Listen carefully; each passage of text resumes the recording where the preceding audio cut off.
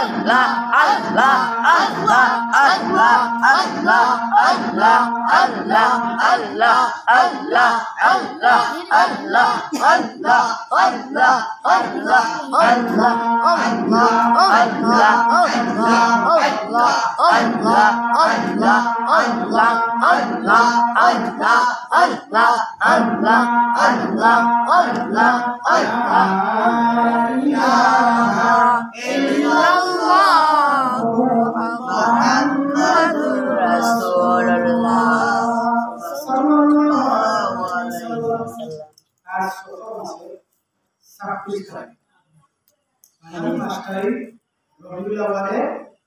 চন্দ্রমাসকে সামনে আমরা থাকছি। রবিউল আউয়াল মাস খুব গুরুত্বপূর্ণ মাস, যে মাসটা সারা মাস বিভিন্ন ব্যবহারে ঈদের দিন, খুশির দিন হিসাবে কাটানো হয়। ঈদের আমরা বিভিন্ন মিলাদ বাতিল করি না, এই রবিউল আউয়াল মাস খুবই একটা মূল্যবান মাস। এই সকল মাস আমাদের সামনে থেকে চলে যাচ্ছে, আর রবিউল আউয়াল মাস খুব মহিমান্বিত একটা মাস, যে মাসে আমার নবীজি আগমন করেছিলেন এবং মৃত্যুবরণ উপার করেছিলেন। সুবহানাল্লাহ। এই মাসটা এত সম্মানিত এবং এত মর্যাদা আল্লাহ রাব্বুল আলামিন কিতাবের মধ্যে দালালান খায়রাতের মধ্যে এসেছে যে নবীজি যে সময় আগমন করেন ওই সময় পৃথিবী, আকাশ, বাতাস, ফেরেশতারা পর্যন্ত পাহাড়ে রয়েছিল। সুবহানাল্লাহ। এই রাত্রিতে আমার নবীজি সুবহে সাদিকের সময় আগমন করলেন, মা আমিনার কোলে আগমন করলেন। ওই রাত্রি হচ্ছে সর্বশ্রেষ্ঠ উম্মতুল মুহাম্মাদের জন্য শ্রেষ্ঠ রাত্রি। সুবহানাল্লাহ। আমরা কি মানলাম?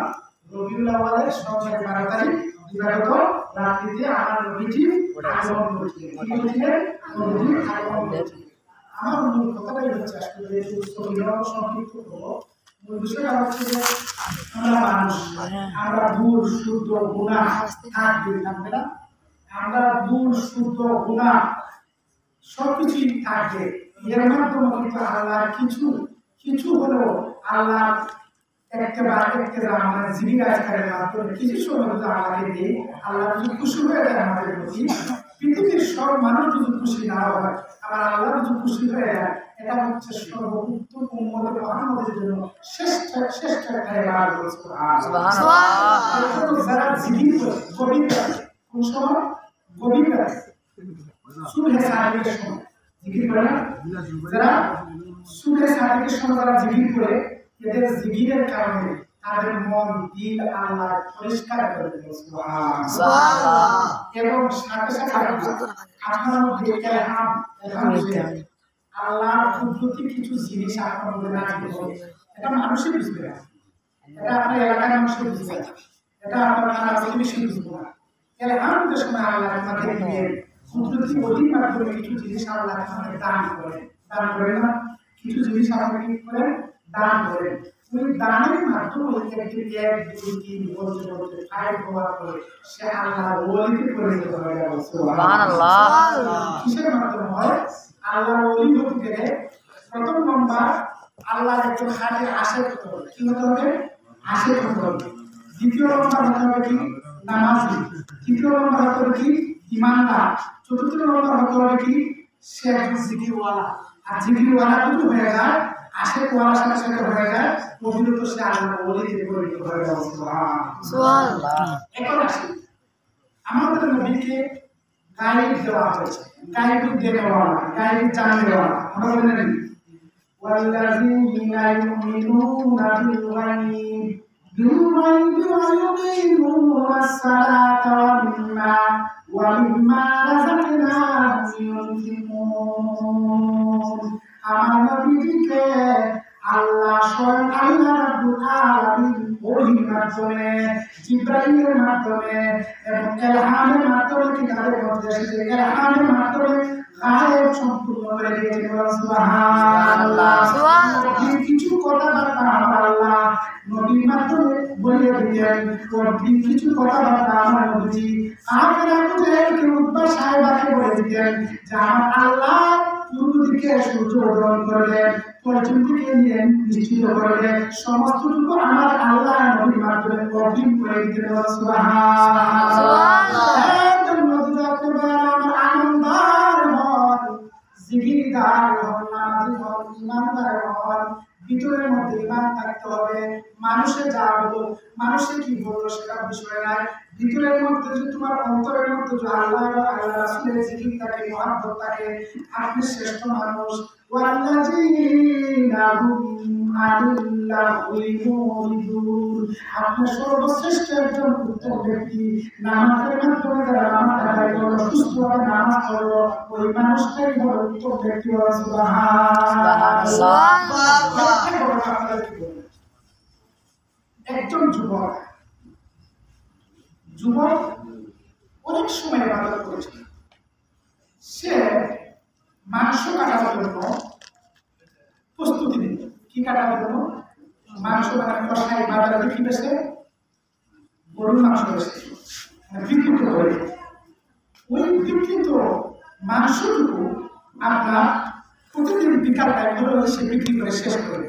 একদিন রাত্রি হলো, রাত্রি হওয়ার সাথে সাথে আপনার কি করা হলো, তাকে 2 জন লোক মেরে ফেলার জন্য প্রস্তুতি নিল। 2 জন লোক ছুরির আঘাত দিয়ে মেরে কি করলো, মানে রাস্তার মধ্যে ফেলে দিল।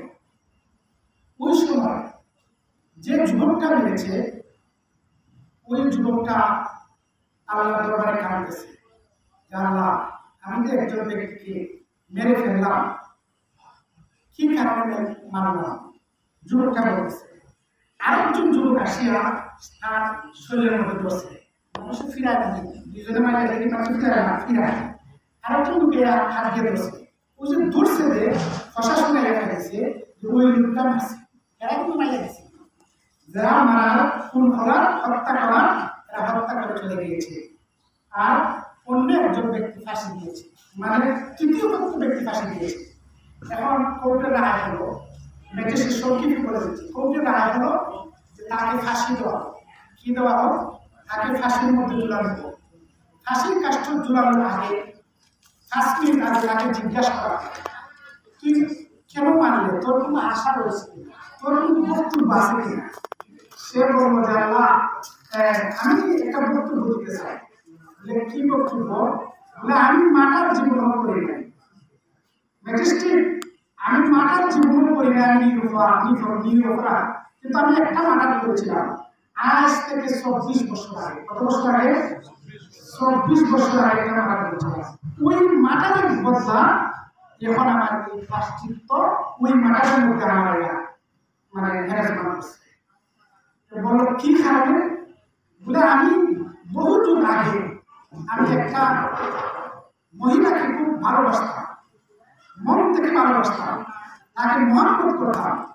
আর ওই মহব্বতের মহিলাটাকে বাবা অন্য জায়গায় বিবাহ দিয়ে দিয়েছিল।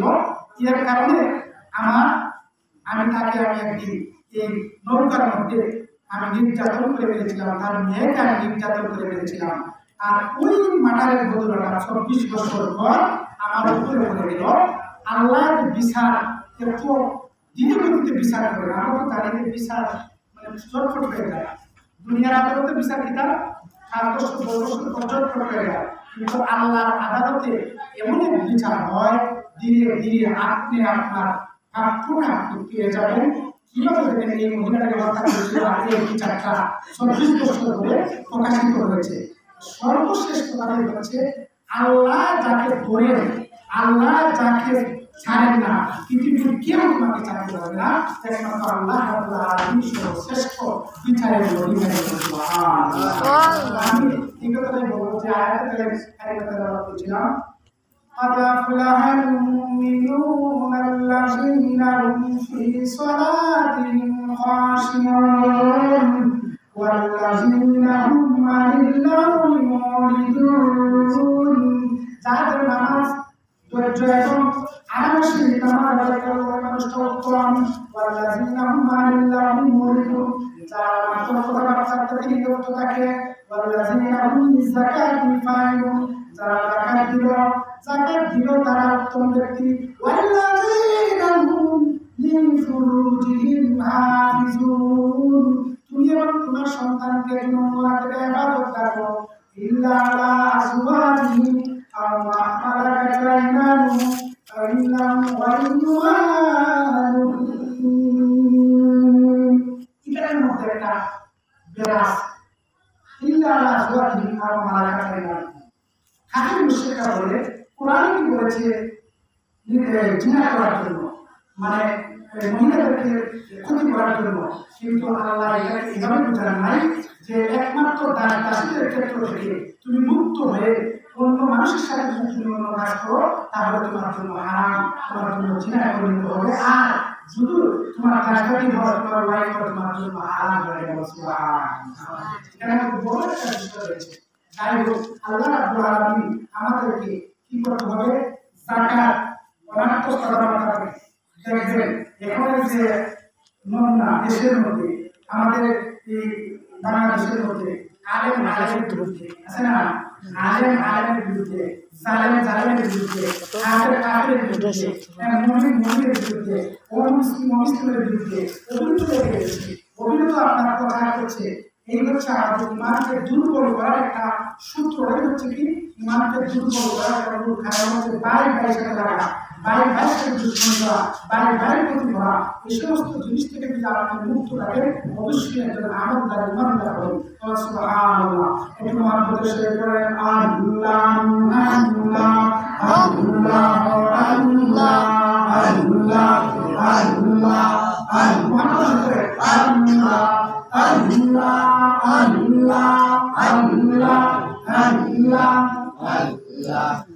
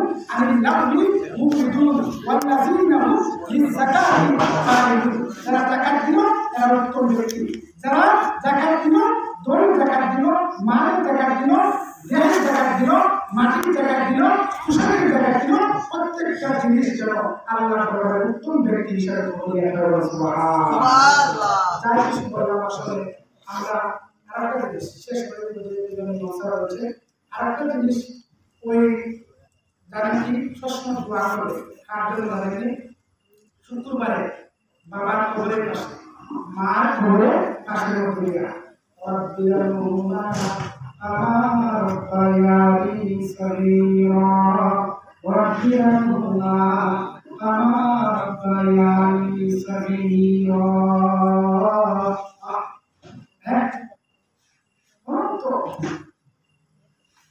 মহান আল্লাহ তাআলা মানুষ শেষকাল পর্যন্ত তাকে খেদমত করে তোমাকে খেদমত করেন আমাকে খেদমত করেন খাওয়ান যারা অনন্তকাল শেষকাল পর্যন্ত লালন পালন করেছে ওই বাবা কবরের মধ্যে তুমি বাবার সামনে গিয়া রব্বুর রহমান আমার রব্বায়ানি সগীরা ওয়া রব্বিরহুমা কামা রব্বায়ানি সগীরা বাবা জুড়ে বলে আজকে মাইক ভালো না মাইক কথা ভালো না কথা বলে ভালো লাগে আর বাবার কথা বলে ভালো লাগে আর যাই হোক আল্লাহ রাব্বুল আলামিন আমাদের কবুল করেন যা কিছু বলছে আল্লাহ আমাদেরকে হেদায়েত করে আমাদের প্রত্যেককে যেন দিনদার ইমানদার হিসাবে কবুল করে আর পাশাপাশি আপনারা আমাদের জন্য দোয়া করবেন আপনারাও আমাদের মা বাবার জন্য দোয়া করবেন এখন মিলাদ হয়ে গেলে ওয়াকিল দেওয়ানা আলহামদুলিল্লাহ রাব্বিল আলামিন